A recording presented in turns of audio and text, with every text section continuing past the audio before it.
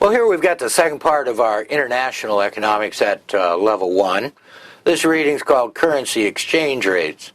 And unlike the other international economics reading, this one really is the basis for what you're going to move into at level 2. So it's important stuff. There's only 9 learning outcome statements for this reading, but they're all pretty action-packed. Not broad, but specific, but require some understanding on your part. And we've got about 19 slides to cover, but you can figure that there's something on every slide that you really need to know for the exam, except for maybe one slide, and I'll mention that one to you when we get there.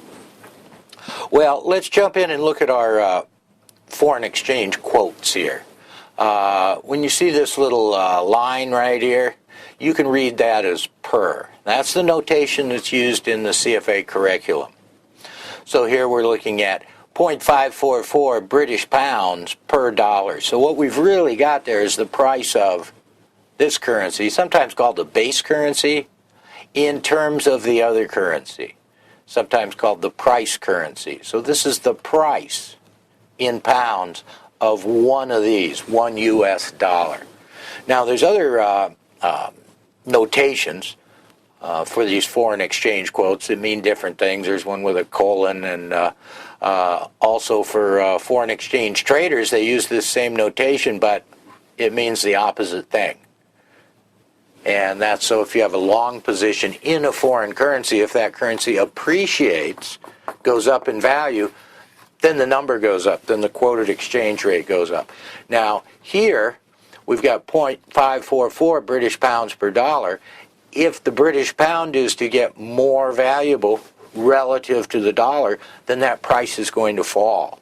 If the pound's more valuable, it takes less pounds to buy each dollar. So that's something to really keep in mind. But for purposes of the exam, they'll either tell you exactly what they mean, one currency in terms of another, or if they do use a notation, it'll be this one here. So just read that slash as per, and you'll be fine. Now, a nominal exchange rate is just the quoted rate at any point in time. We say nominals because it's in units of the currency.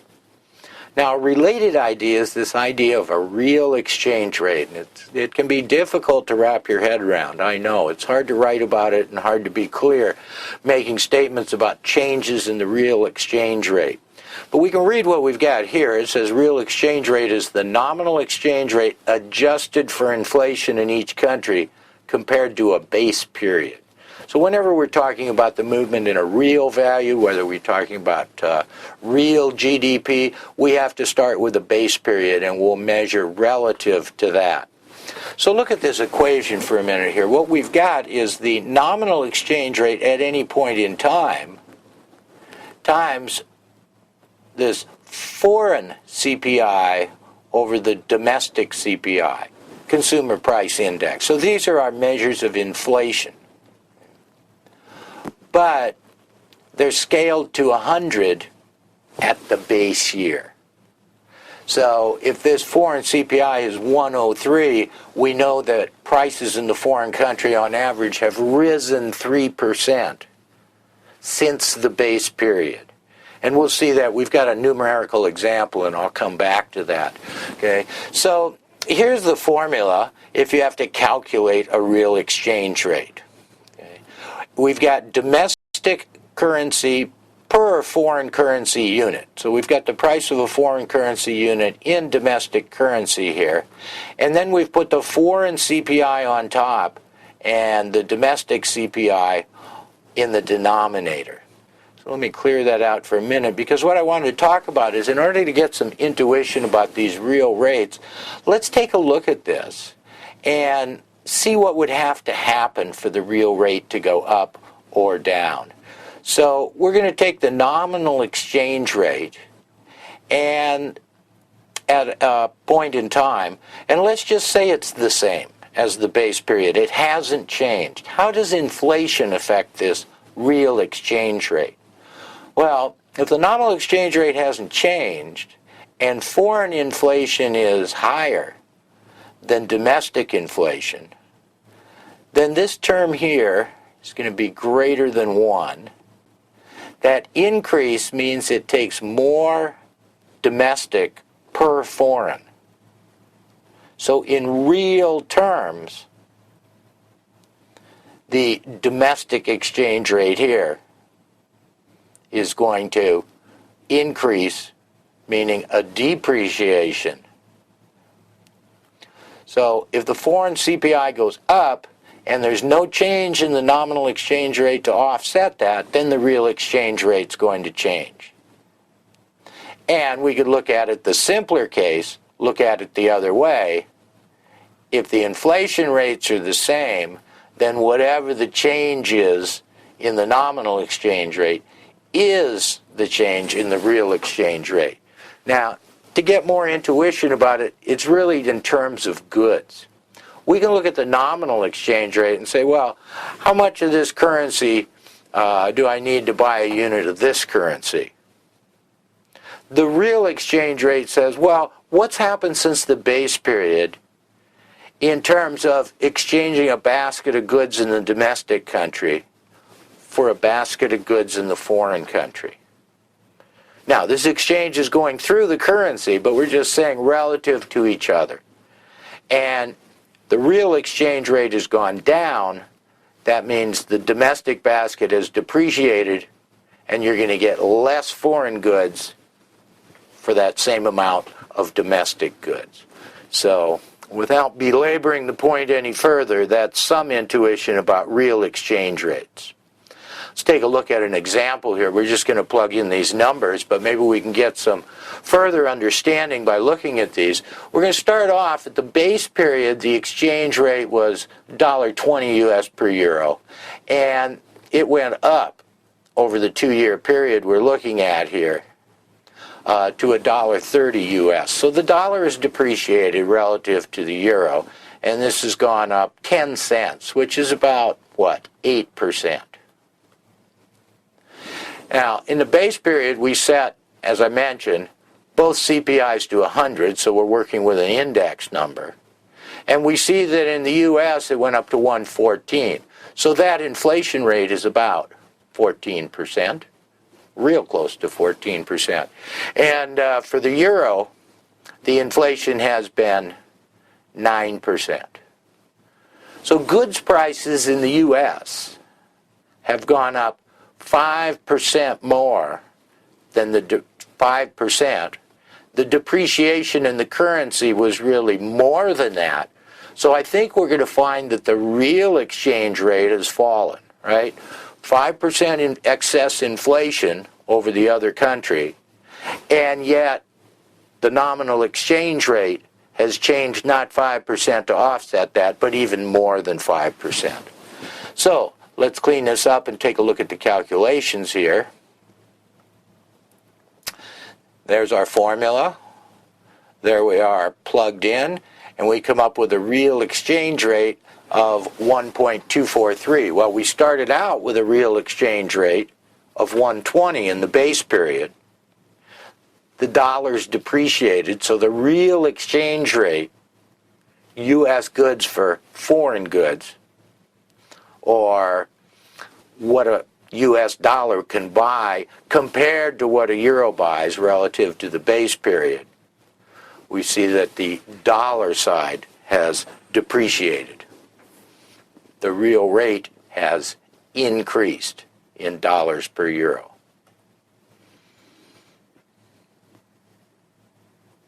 So that's a summary of those points.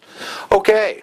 Now some easier stuff. What's the spot market versus the forward market? Well, the spot market are exchange rates for immediate delivery. So bank to bank, you've got Japanese yen and you want to buy Singapore dollars, that's the spot rate, what they'll do it for right now. A forward contract is an agreement to buy or sell some foreign currency at some future date. So what's the price on Singapore dollars 90 days from now or 180 days from now? Those are forward exchange rates, and they exist in the market. You can transact at these rates. You can enter into these foreign contracts with big banks and big broker-dealers. Well, now we've got a learning outcome statement about the participants in the foreign exchange market. And we can differentiate between hedgers and speculators. And mainly the way to differentiate is whether they're going into the market to reduce an existing risk or to increase their risk relative to a particular currency.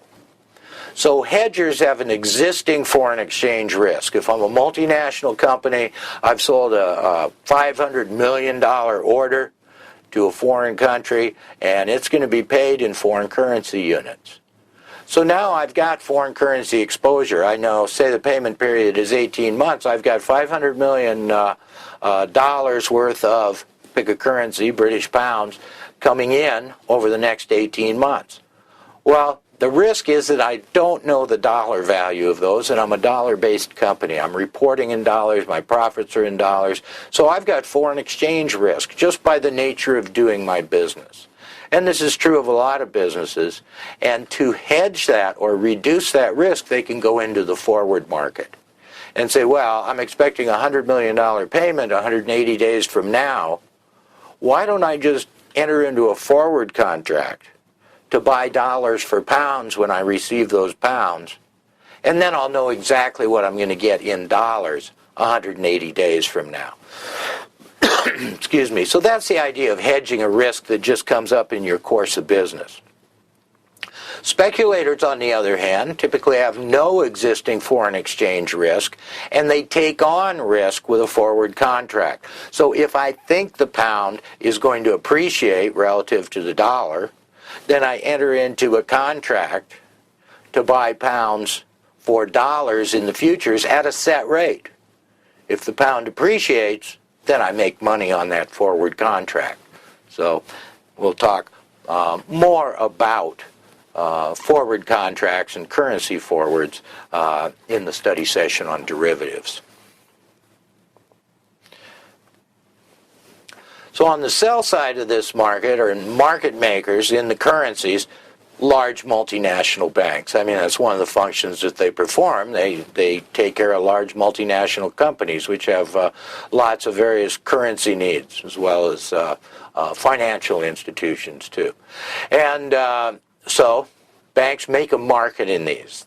They stand ready to buy and sell foreign currencies at these spot rates, and then they'll also initiate forward contracts. Now on the buy side, who comes into the market on the buy side and is buying currencies and forwards? Well, corporations are, for the reasons I mentioned, hedging purposes, some to just facilitate their day-to-day trade and cross-border transactions. Investment accounts, whether they're a real money account, meaning all cash, or a leveraged account. Governments buy and sell currencies. Sovereign wealth funds, pension plans, central banks, and in the retail market, we've got households. So when I go over to Switzerland and I buy my 200 or 300 Swiss francs to use while I'm there, then I'm a participant in the foreign exchange market. But I don't move the prices. I know that for sure. Okay, let's return to appreciation or depreciation. I don't think there's a problem with a little repetition here. Consider a U.S. dollar per pound exchange rate that has gone down from $1.61 to $1.59. Well, the U.S. dollar has appreciated. So we say the pound has depreciated relative to the dollar by 1.24%. And how do we figure that? Well, it's just the percent change in that number. So we take ending over beginning minus 1 to get the percentage change in that number. So don't get confused about that. If the price of a currency has gone down, then that currency, the priced currency, has appreciated. So here, the number goes from 161 to 159. Dollar's more valuable, pound is less valuable. In the second example here, the pound-dollar exchange rate has gone up from 161, from 62.11 to 62.89. So now when we turn it around so that the pound is the numerator price currency and the dollar is the base currency, the price of a dollar in British pounds has gone up, and there's that percentage calculation. Now we want to talk about cross rates. Well, why do we care about cross rates? Well, you might see that there's many currencies that are quoted versus the dollar, versus the yen, versus the euro, but not versus each other. And so to come up with the rates with that, we just use the two rates, right?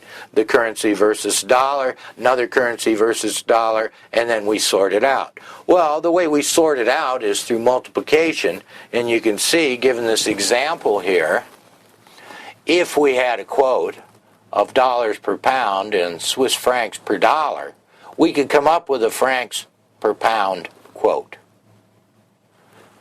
So we're just going to do algebra. We're going to cancel out, right? When you multiply through fractions, if you've got one in the numerator, one in the denominator, they cancel out. So that's the easiest way to remember how this is going, and to know if you've got one of your quotes upside down or not. You could be given a problem where one of the quotes is its inverse. You could get a dollars per franc quote. Well, what would you do with that? Well, just put it into your calculator, hit the 1 over x key, and then you'll have a francs per dollar quote. So if you want to switch these around, just do 1 over x, right? Just take the reciprocal. So now in our example here, we've got the quote of $1.56 per pound and 1.486 Swiss francs per dollar. So we got that. We write this down to make sure we're not messing up. We've got it right. So our answer is going to come out in francs per pound, and we can multiply through and get 2.3812. So that's how we do cross rates at level 1. It gets a little more fun at level 2 when we've got bid and ask prices on the currencies, but for our purposes here, that's all we need to know is what's a cross rate and possibly how to calculate one, given a couple of quotes, one of which might be upside down for our purposes here. Now, on these forward quotes, there's a way of quoting them in the marketplace. There's actually two ways. We can quote them in points or we can quote them in percent. So you need to understand how each of those work. Now, when we say points, it'll either be plus or minus relative to the spot rate. And a point is just the last digit of the spot rate quote. So that could be 4 digits, 5 digits, whatever. But a point, a 1 point, is that last digit. So we're saying, well, what if the spot rate, dollars per euro, was $1.43.2, and that forward quote was plus 22.1 points?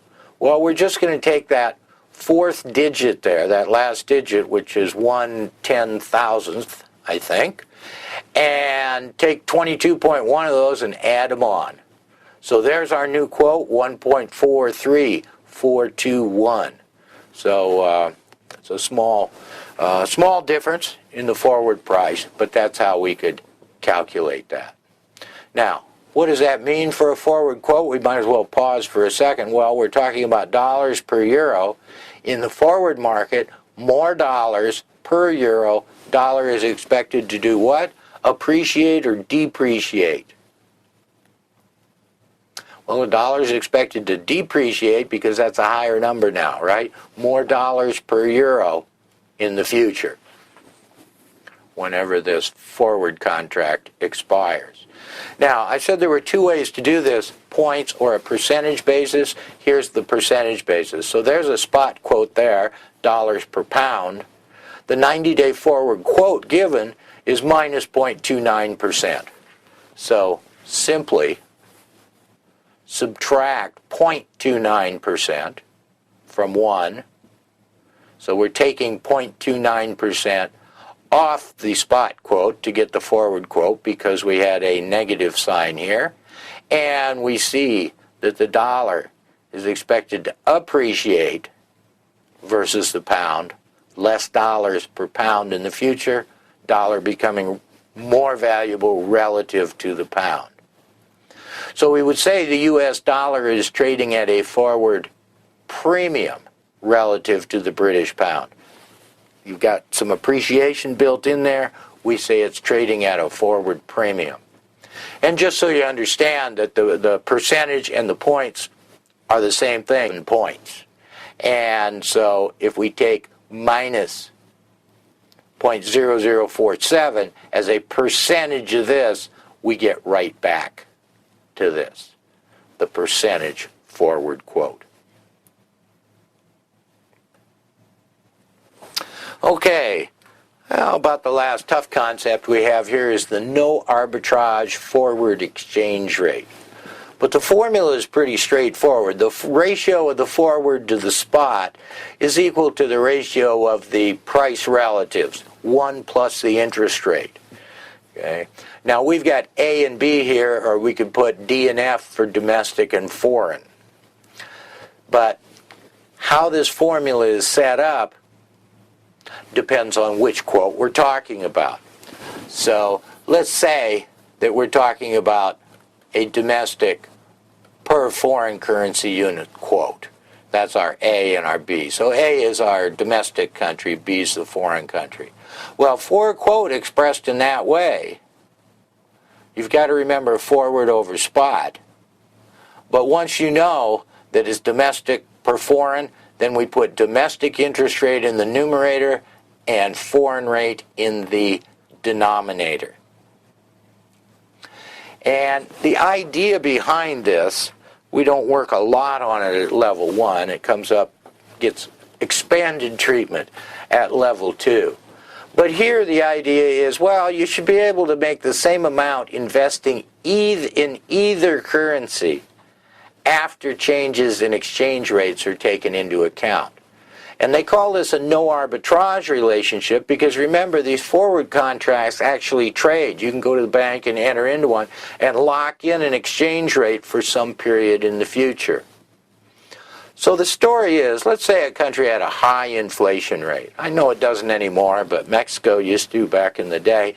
Let's say we've got 20% inflation in Mexico. You remember the Fisher effect? Okay. Nominal rates are real rates plus expected inflation. So with high inflation, we expect high interest rates.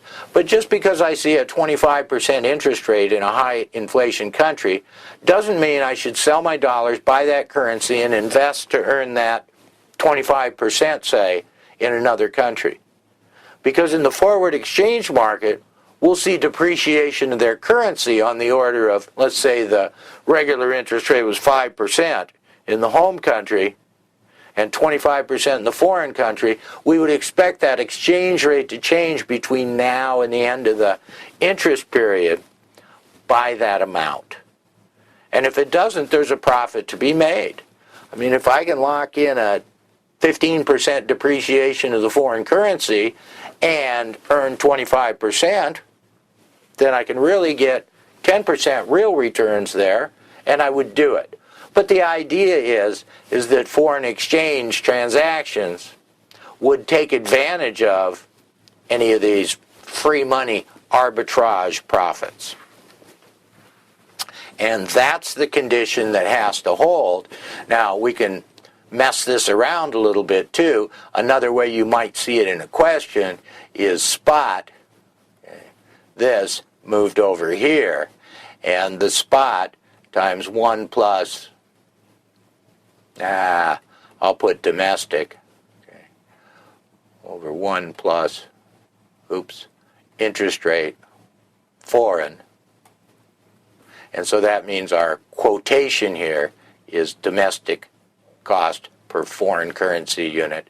And then that would give me the no arbitrage forward rate in that same quotation, domestic. So just a little rearrangement there. This is certainly a common type of problem to test your understanding of this.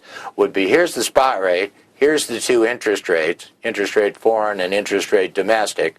What is the no arbitrage forward rate? So let's take a look at a numerical example now. We've got a spot rate of $1.50 per pound.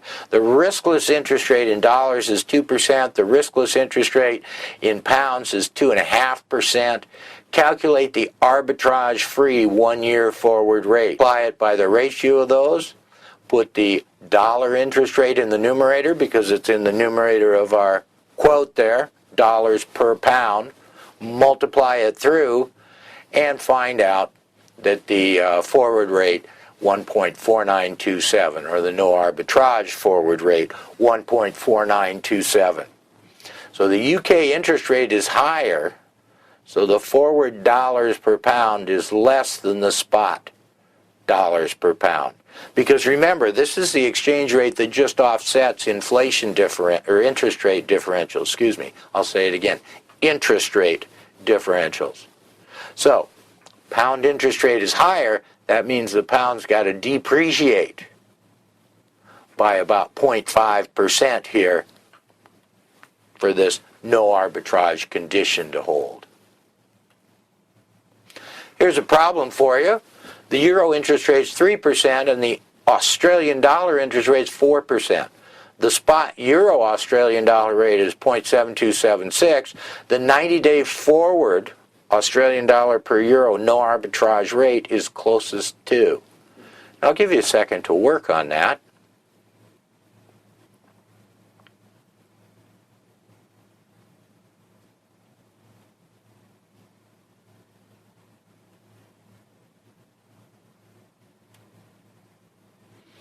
Well, let's see if you got it right.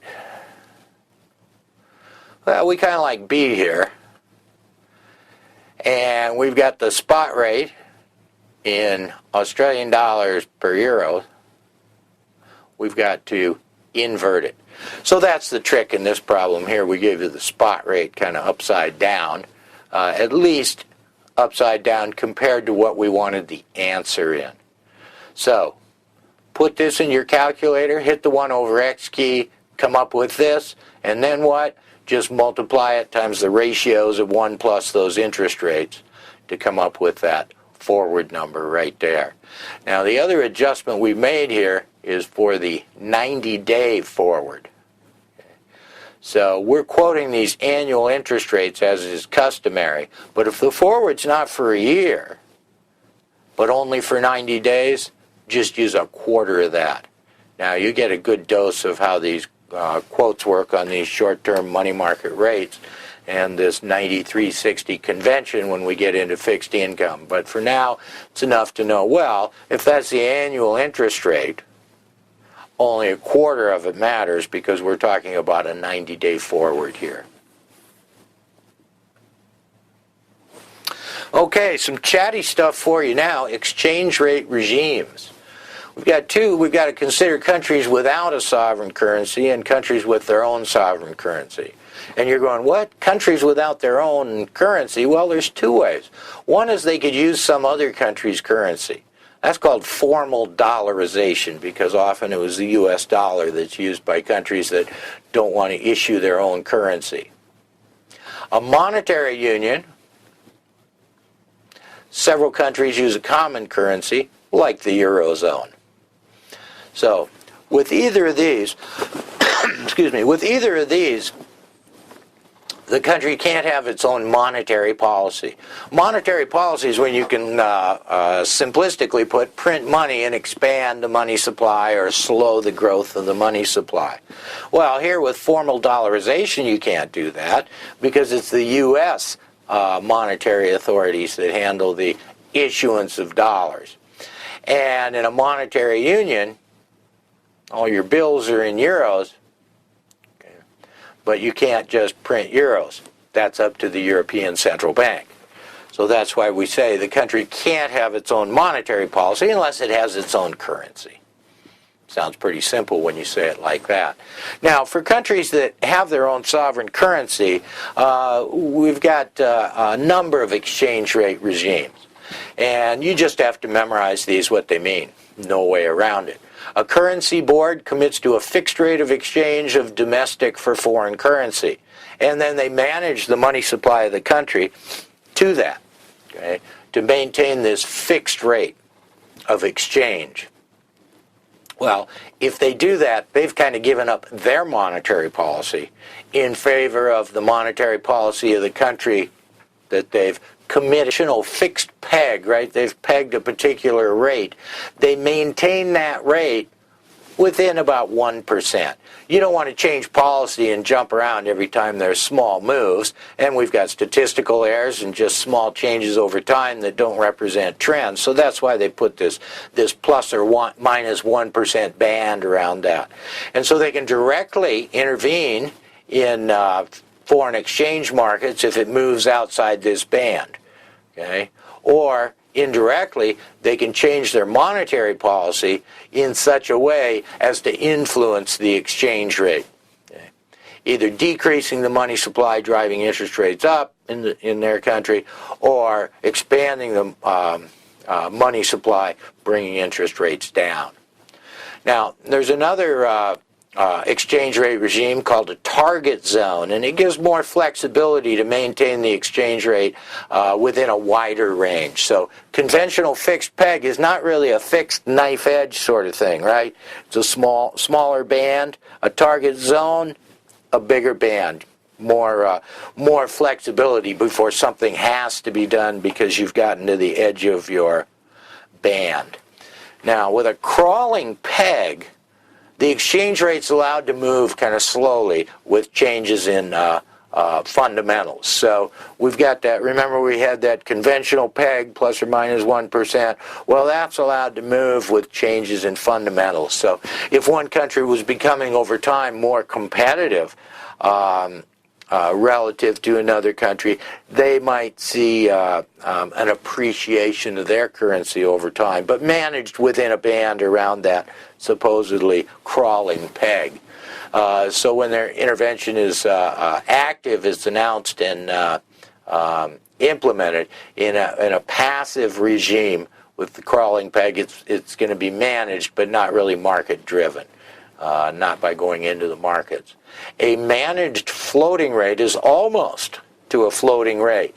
Doesn't have a target exchange rate, but they will influence it. So the rate is floating, but they'll manage it by direct intervention in the money markets, in the foreign exchange markets, or by their monetary policy, growing the money supply or reducing the growth rate or whatever policy moves they decide to make.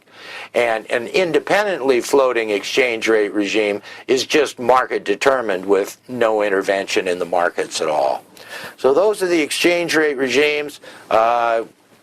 When you memorize them, put them away in your head, compare and contrast. You know the difference between floating and managed floating is whether they go into the currency markets or use monetary policy to manage those rates at all. Maybe they just don't look at them and it doesn't enter into their policy decisions, then that's independently floating. We had a conventional peg, plus or minus 1%. Then we had a crawling peg that can move with fundamentals over time. Excuse me. And then we had that target zone, which was just a little wider than a conventional peg in terms of the range it was allowed to move in. Okay, now we'll get to a little hardcore econ here, exchange rates, trade and capital. Well, this is that equation we keep seeing. Here we see it in a pretty familiar form to us. We've got savings minus investment plus tax revenue minus government spending. Well, that's our government surplus or government savings. Here's our private savings up here, and here's investment in the economy. And so arranged in this way, this identity that holds, let me clear this off, this identity that holds, we can also talk about our balance to trade, our merchandise trade deficit or surplus. So if exports are greater than imports, we have a trade surplus. Now when private savings plus government surplus exceeds domestic investment. So this is our negative over here. So all this statement is saying that when private savings, right here, plus the government surplus, which is right here, are bigger than investment, and when it's less than zero, we have a trade deficit, right? Imports greater than exports. And along with this, it has to be the case that private savings minus domestic investment is less than the budget deficit. Now, there's several ways you can say that same thing. It's probably best to refer right to that identity there. Okay, so private savings plus government savings must exceed investment for the trade deficit, or for the trade to be in surplus, to have a trade surplus. And that's really, I think, all you're supposed to get out of this is that condition. So what can we do about a trade deficit? If that's too negative, well, we can save more, either government savings or private savings, or maybe decrease investment. But that's not always a great way to go for future growth. Now, our next topic here is, say you've got a trade deficit. What are you going to do about it? Well, one thing you can do is depreciate your currency. We mentioned before, when your currency depreciates, your goods and services become relatively less expensive to foreign purchasers, so exports increase. So if we've got a trade deficit with imports greater than exports, one way we think we might approach it is a depreciation of the currency. And how do you do that? Well, you do that through your monetary policy. You increase your currency relative to another. Inflation rate is higher, currency depreciates, just like we've been following through all along in this reading. Well, there's clearly some conditions on elasticities that must hold for this to work, because the price in foreign currency units of the domestic country's goods gets lower, so we have more exports, but how much more exports is going to depend on how elastic the demand for our export products is. So if we're exporting products that have very low elasticity of demand, then this isn't going to really make our exports go up that much. Now, if we export goods that have high demand elasticity, price elasticity of demand, then we're going to see a big movement in our export numbers, okay, in domestic currency terms. So, and we could talk about the same kind of argument with imports. Okay, the price of imports is going to go up when our currency depreciates. Currency depreciates, takes more domestic currency to buy foreign goods. Well, how elastic is demand for these foreign goods? That's going to enter into whether a depreciation of the currency can help a trade deficit. And the condition that tells us when a depreciation of the domestic currency will improve our balance of trade is the generalized Marshall-Lerner condition. Now, we've got it in its fancy form right here. We've got the weight of exports, the weight of imports in the total international trade, right? So we've got the weights of those, then we've got the elasticity of demand for our export products, the elasticity of demand for our import products, and then we check and see if this is greater than zero. If that's greater than zero, then a depreciation of the domestic currency should improve the balance of payments, should reduce a trade deficit. But there's an easier condition, which I think you're more likely to be held to knowing. That's just a guess on my part. And that is that the elasticity of demand for exports plus the elasticity of demand for imports is greater than 1. And what is that condition? More importantly, what does that condition mean?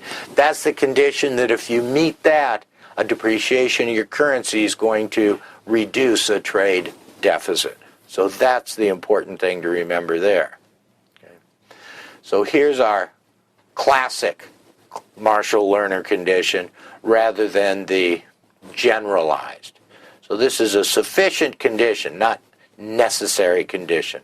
So you can feel safe answering problems with it. This topic here is a J-curve. Well, the J-curve says, well, even though the Marshall-Lerner condition is met, even though we've depreciated our currency, or our currency has depreciated, we see our balance of trade getting worse in the short run. What's up with that?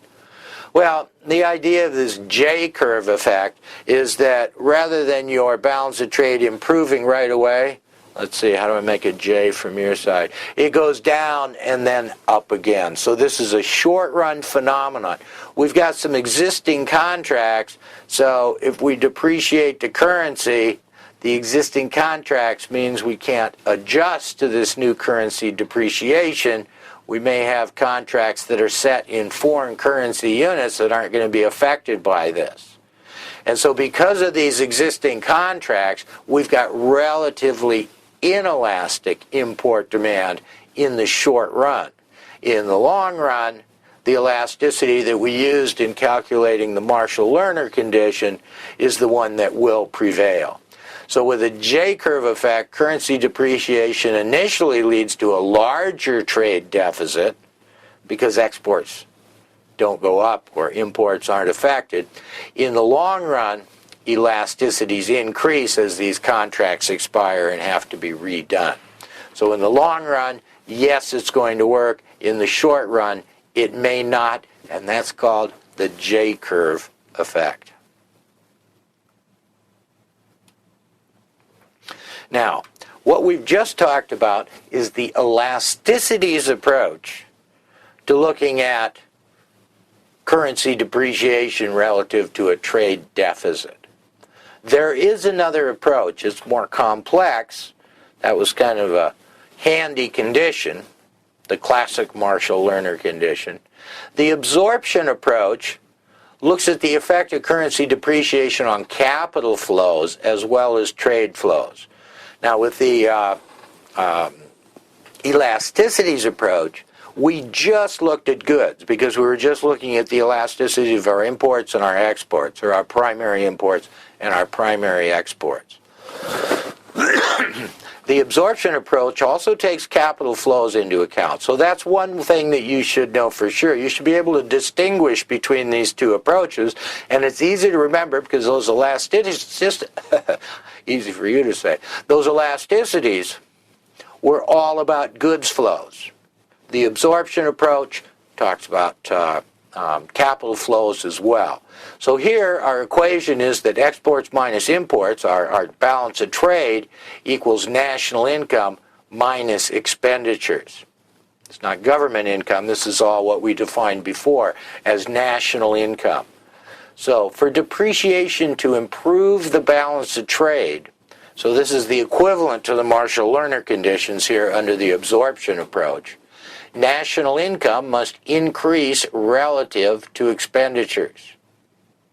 Or national saving, private plus government, must increase relative to domestic investment in physical capital. Well, we already saw that before, right? We said that the trade deficit or surplus has to do with this relationship, private saving plus government saving minus investment. And so we've got right back to that same equation we saw before. And so that's what we need to know about the absorption approach. So we've got exports minus imports over here. For that to be positive, it's positive when national income is bigger than expenditures. Well, let's end with a currency depreciation effect problem for you here. Slovenia's currency, the Slovenian dollar, has depreciated relative to their trading partners' currencies.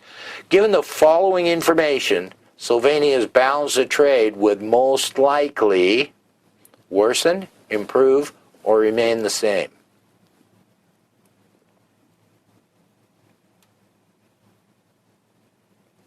Well, I'm going to claim it's going to improve because I look at these elasticities and see they add up to 1.35. So there you go. Under the calculate, and I'll show it to you here, we can calculate the generalized Marshall-Lerner condition. We use those weights, we use those elasticities, crunch the numbers, and we get 0.09 which is greater than 0. So this satisfies our generalized Marshall-Lerner condition. Quicker way to get there, add up those elasticities. They're significantly greater than 1 here. So if you don't remember the more complex formula, don't forget the simpler classic Marshall-Lerner condition. Elasticity sum greater than 1. Depreciation will improve the balance of trade. Maybe not in the short run because of the J effect, but certainly in the long run.